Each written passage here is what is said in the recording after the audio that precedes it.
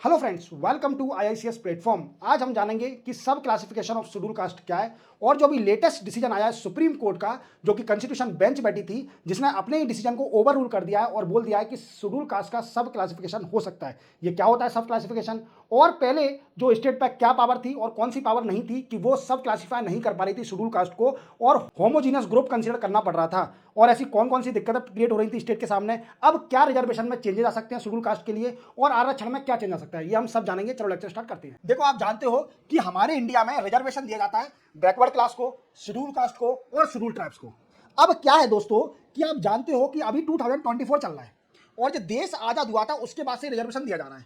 अब इस रिजर्वेशन देने के साथ साथ कुछ कम्युनिटी, जैसे शेड्यूल कास्ट के अंदर कुछ कम्युनिटी या फिर शेड्यूल ट्राइब्स के अंदर कुछ कम्युनिटी या फिर बैकवर्ड क्लास के अंदर कुछ कम्युनिटी बहुत पैसे वाली हो गई है। What I means, we can say economical sufficient हो गई है, सोशल सफिशिएंट हो चुकी है वो, तो उनको रिजर्वेशन की जरूरत नहीं है। अब इसी को देखते हुए सरकार क्या कर रही है कि शेड्यूल कास्ट के अंदर सब क्लासिफिकेशन करेगी। मींस जो शेड्यूल कास्ट के अंदर डिफरेंट डिफरेंट कास्ट है उनको भी क्लासिफाई कर देगी, अलग अलग तरीके से क्लासिफाई कर देगी। तो वी कैन से सब classification of schedule caste. Schedule caste को भी सब क्लासिफाई करना, मतलब शेड्यूल कास्ट में कई सारी कास्ट होंगी, उसको भी क्लासिफाई करना। बट क्या हुआ है दोस्तों कि 2004 में सुप्रीम कोर्ट का डिसीजन आया था। 2004 में सुप्रीम कोर्ट का डिसीजन आया था। सुप्रीम कोर्ट का डिसीजन क्या था, उसका नाम क्या था? उसका नाम था E V Chinnaiah versus state of Andhra Pradesh. इस डिसीजन में क्या बोला गया था सुप्रीम कोर्ट ने? सुप्रीम कोर्ट ने बोला था कि आप सब क्लासिफिकेशन नहीं कर सकते किसी भी कास्ट का, क्योंकि शेड्यूल कास्ट जो है वो होमोजीनियस ग्रुप है। Schedule caste is a homogeneous, means schedule caste जो है वो एक होमोजीनियस ग्रुप है। We can not divide the schedule caste tribes into sub classification. Means हम शेड्यूल कास्ट ट्राइब्स को कई सारे पार्ट में डिवाइड नहीं कर सकते, ये अनकॉन्स्टिट्यूशन है, क्योंकि शेड्यूल कास्ट एक होमोजीनियस ग्रुप है। शेड्यूल कास्ट क्या है? होमोजीनियस ग्रुप है। और क्या हुआ था दोस्तों कि ये सुप्रीम कोर्ट में फिर से मैटर पहुंचा। सुप्रीम कोर्ट में पहुंचा तो उसके लिए कॉन्स्टिट्यूशन बेंच बनी कि सब क्लासिफाई कर सकते हैं कि नहीं कर सकते। पर सुप्रीम कोर्ट और बड़े बड़े जो लीडर हैं या बड़े बड़े इंटेलेक्चुअल पर्सन हैं, उनका कहना है कि सब क्लासिफिकेशन शेड्यूल कास्ट करना चाहिए।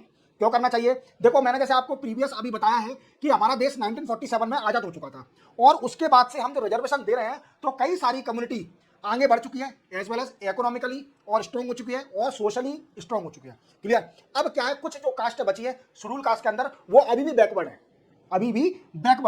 अब इस बैकवर्ड अगर सब क्लासिफिकेशन होगा शेड्यूल कास्ट के अंदर भी, अगर सब क्लासिफिकेशन हो जाएगा तो जो कास्ट ज्यादा बेनिफिट ले रही है और वो इकोनॉमिकली स्ट्रॉन्ग है, अगर वो बेनिफिट का यूज कर रही है रिजर्वेशन का, तो वो गलत है।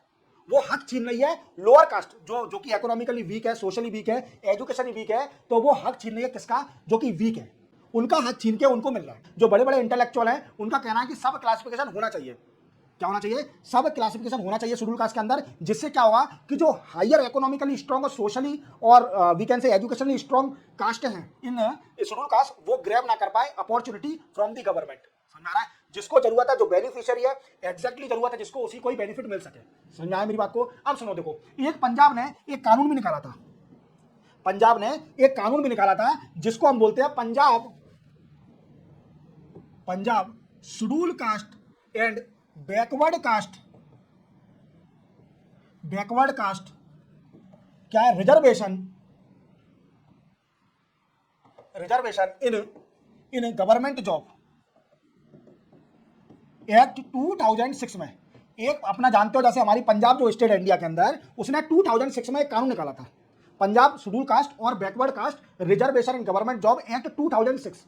ये कानून निकाला था और इसमें बोला गया था इस कानून के अंदर कि 50% रिजर्वेशन कोटा, जो 50% रिजर्वेशन कोटा है वो रिजर्व करा जाएगा। इसके साथ साथ क्या है, जो बैकवर्ड ज्यादा ही हैं उनको ज्यादा बेनिफिट मिलेगा। जैसे जो वाल्मीकि एंड मजाज सिक्स, ये सिक्स जो है वाल्मीकि सिख हैं, इनको ज्यादा बेनिफिट मिलेगा, इनको ज्यादा बेनिफिट दिया जाएगा। समझ में आ रहा है मेरी बात को? समझ में आ रहा है? मजहाबी वाल्मीकि और मजहाबी सिख को ज्यादा बेनिफिट दिया जाएगा। याद रखोगे, वाल्मीकि और मजहाबी सिख को ज्यादा बेनिफिट दिया जाएगा इस एक्ट के अंदर। अब क्या हुआ, ये पहुंचा किसके पास? ये पहुंचा दोस्तों high court of Punjab and Haryana के पास, जो कि चंडीगढ़ में इसकी ब्रांच है, वहां पर ये कानून पहुंचा।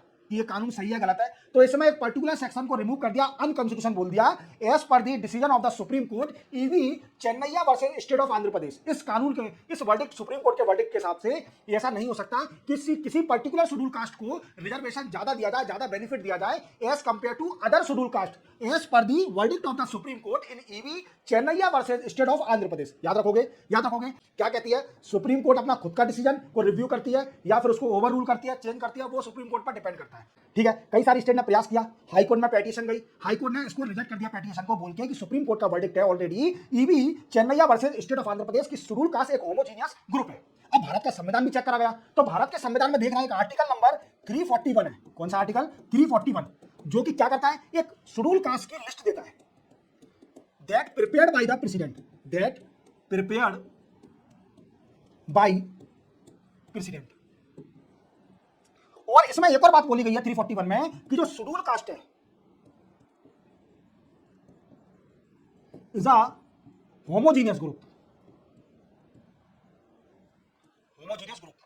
और कई सारी स्टेट ने, जैसे पंजाब और कई सारी स्टेट ने कानून में निकाले कि शेड्यूल कास्ट को होमोजीनियस ग्रुप से हटा दिया जाए, उसका सब क्लासिफिकेशन कर दिया जाए, जो कि ज्यादा मींस डिजर्व करती है रिजर्वेशन की, उनको रिजर्वेशन ज्यादा दिया जाए as compare to all of the schedule caste, उसको होमोजीनियस कंसिडर नहीं करा जाए। पर सुप्रीम कोर्ट का डिसीजन था, कॉन्स्टिट्यूशन वॉलेट हो जाता, आर्टिकल नंबर 14 वॉलेट हो जाता, राइट टू इक्वालिटी, और आर्टिकल नंबर 341 भी वॉलेट हो जाता, जो कि शेड्यूल कास्ट की लिस्ट को डिफाइन करता है, और उसमें मेंशन किया गया schedule caste is a homogeneous group. अब इसी बात को लेकर सुप्रीम कोर्ट में गए कि आपका जो 2004 का डिसीजन था उसको ओवररूल करिए आप कैसे भी करके, जो कि आपका E V Chinnaiah versus state of Andhra Pradesh था, उसको चेंज करिए, क्योंकि हम जो रियल बेनिफिशियरी है, जो डिजर्व करते हैं रिजर्वेशन का, उनको हम रिजर्वेशन देना चाहते हैं, ना कि जो कलेक्टर बन गए शेड्यूल कास्ट में, जो एसडीएम बन गए, जो बड़ी बड़ी पोस्टों पे जज बन गए, उनको बेवजह रिजर्वेशन मिल रहा है और वो ग्रैब कर रहे हैं opportunity from the real beneficiary जिसको मिलना चाहिए। समझ आ रहा है मेरी बात को? अब क्या हुआ, सुप्रीम कोर्ट में गया मामला, और सुप्रीम कोर्ट में क्या हुआ, मैंने बताया था कि अभी डिसीजन आ चुका है 6:1 का। 7 जज की कॉन्स्टिट्यूशन बेंच बैठी थी इसके लिए, थर्सडे को, गुरुवार को 7 जज की कॉन्स्टिट्यूशन बेंच बैठी थी, जिसमें 6 जज ने बोल दिया कि हाँ, स्टेट के पास पावर है, वो सब क्लासिफाइड कर सकती है, शेड्यूल कास्ट और शेड्यूल ट्राइब्स को सब क्लासिफाई कर सकती है, उस पर पावर है। तो सुप्रीम कोर्ट ने बोल दिया है, 6 जज फेवर में गए, फेवर इन स्टेट, और जो 1 जज थे वो अगेंस्ट गए, उन्होंने बोला कि ये होमोजीनियस ग्रुप है, आप सब क्लासिफाई नहीं कर सकते। पर जीता कौन? 6 जज जीते, मेजोरिटी किसके पास है? 6 लॉ के पास। तो अब स्टेट सब क्लासिफाई कर सकती है, किसको? एससी और एसटी कैटेगरी को। अब दूसरी बात सुप्रीम कोर्ट ने क्या बोला, तो देखो दोस्तों, आप क्रीमी लेयर जानते होंगे, क्रीमी लेयर क्या होता है? आप जानते हो ओबीसी कैटेगरी में क्रीमी लेयर होती है। क्रीमी लेयर क्या होती है? ऐसे लोग जो एफुलेंट है, जो गवर्नमेंट की पोस्ट लेकर रखे हैं, और उसके साथ साथ उनके फादर की जो इनकम है वो मोर देन 8 लाख है। कितनी है? मोर देन 8 लाख, तो उनको रिजर्वेशन नहीं दिया जाएगा ओबीसी में। जो एफुलेंट लोग है, व्हाट आई मींस एफुलेंट लोग, जो person belong to OBC having post of central government and state government. दूसरी condition, his father income above 8 lakh annually, तो वो सब कैटेगरी किसमें आएगी? क्रीमी लेयर में, और वो रिजर्वेशन का बेनिफिट नहीं ले पाएंगे सरकार से ओबीसी कैटेगरी में। ये शेड्यूल कास्ट और शेड्यूल ट्राइब में नहीं थी क्रीमी लेयर, पर सुप्रीम कोर्ट ने बोला कि क्रीमी लेयर शेड्यूल कास्ट और शेड्यूल ट्राइब में भी होना चाहिए। अब क्रीमी लेयर का भी कंसेप्ट आ गया शेड्यूल कास्ट शेड्यूल ट्राइब में, अब वो क्रीमी लेयर भी इसमें होगी। अब वो क्या कंडीशन होती है वो अपन आगे समझेंगे, अभी आया नहीं है कि सरकार क्या नियम बनाती है, कैसे वो क्रीमी लेयर में शेड्यूल कास्ट शेड्यूल ट्राइब आएगी, वो भी नियम उसका आया नहीं है, पर मैंने ओबीसी का आपको बता दिया। तीसरा क्या बोला दोस्तों? तीसरा सुप्रीम कोर्ट ने बोला कि जो स्टेट डिसीजन लेगी, स्टेट डिसीजन ऑन सब classification of schedule caste is amendable and judicial review. क्या बोला? मैंने बोला दोस्तों कि जैसे मान लीजिए किसी स्टेट ने डिसीजन ले लिया, सब क्लासिफिकेशन कर दिया शेड्यूल कास्ट और शेड्यूल ट्राइब का।